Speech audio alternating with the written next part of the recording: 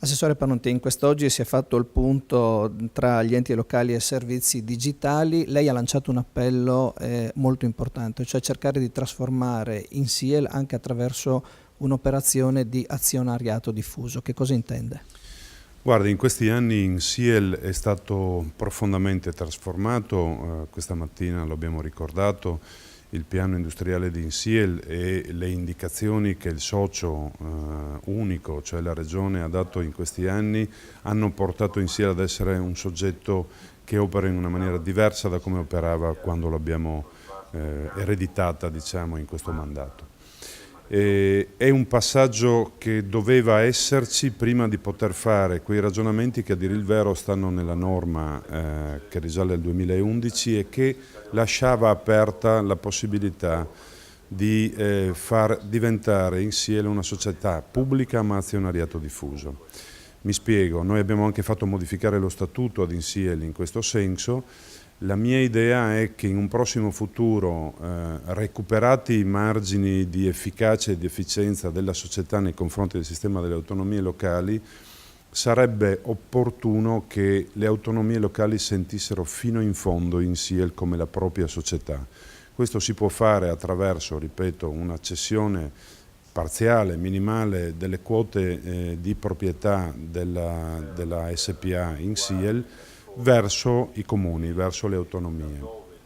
È un modello che è già praticato in altre realtà, cito il caso dell'Emilia Romagna con l'Epida SPA, e credo risulti facile capire che nel momento in cui una società è anche la tua società, seppur in quota minimale, il tuo coinvolgimento diventa maggiore e anche il fatto di essere parte ancora più integrante di un sistema informatico regionale. Per quanto riguarda invece la banda larga, come siamo? Quali saranno i tempi?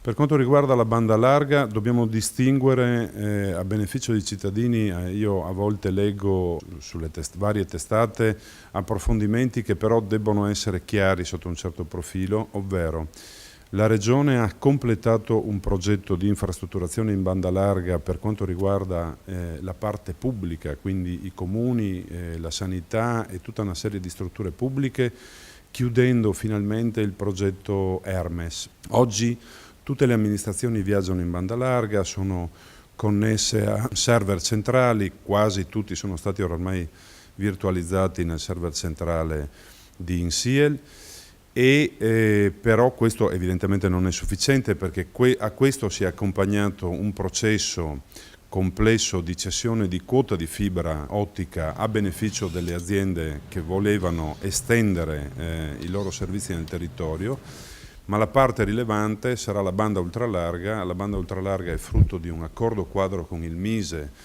che le regioni hanno sottoscritto qualche tempo fa e a seguito di quell'accordo quadro che ho avuto l'onore di guidare in qualità di coordinatore delle regioni, abbiamo fatto gli accordi regionali e agli accordi regionali hanno fatto seguito le gare ad evidenza pubblica che vedono oggi i lavori affidati per quanto riguarda questa regione nel lotto che la ricomprende alla società strumentale di Enel che è Open Fiber e nel 2018 partiranno i lavori di infrastrutturazione su tutto il territorio e copriranno tutte quelle zone cosiddette bianche che oggi hanno una scarsa presenza o nulla presenza di rete in fibra ottica.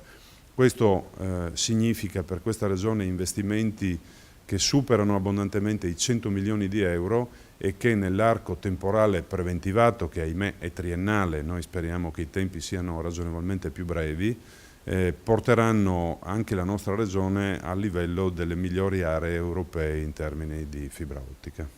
Presidente Puksic, nel suo intervento, pensando al futuro, ha anche detto che c'è necessità di migliorare la conoscenza e quindi procedere attraverso una sorta di academy per digitalizzare le persone. In che modo verrà fatto? Allora, questa è una giornata importante perché presentiamo agli enti locali e al territorio un numero di servizi innovativi che stiamo rilasciando molto importante. Siamo convinti che il futuro di questa regione sia assolutamente digitale, ecco perché ci siamo concentrati sulle infrastrutture, da un lato, completamento della rete in fibra ottica, attivazione di un sistema di data center molto innovativo, cultura, competenze, quindi stiamo rilasciando una serie di academy sul territorio, di accademie proprio per formare i nostri utenti da un lato, ma anche la cittadinanza dall'altro. Terzo aspetto molto importante è la componente dei servizi. Siamo convinti che il servizio digitale migliora la vita del cittadino. Ecco perché abbiamo rilasciato un anno fa ormai un portale dei servizi al cittadino da cui è possibile utilizzare fino a 60 servizi direttamente dal proprio smartphone, dal proprio tablet o dal proprio computer per vivere meglio la vita di tutti i giorni. Vi faccio 2 esempi. Prenotare esami e visite specialistiche, cambiare il medico di medicina generale, piuttosto che avere un certificato anagrafico o di stato di famiglia, oggi è possibile direttamente dal vostro smartphone e riteniamo che questa sia veramente una grande rivoluzione. Proprio ritornando sempre sulle Academy, come funzioneranno, a chi saranno rivolte? Come detto, saranno rivolte ai nostri utenti. Noi oggi abbiamo più di 20.000 utenti in tutta la regione autonoma Friuli Venezia Giulia, sono utenti che fanno parte del mondo regionale, del mondo degli enti locali, quindi comuni e anche delle aziende sanitarie. 20.000 persone, 20.000 utenti, saranno rivolte principalmente a loro. Noi abbiamo un calendario di iniziative formative già in essere molto importante. Saranno anche aperte però alla cittadinanza, quindi immaginiamo che le nostre persone, i nostri collaboratori possano andare sui territori e spiegare come il digitale oggi può veramente cambiare il modo di vivere.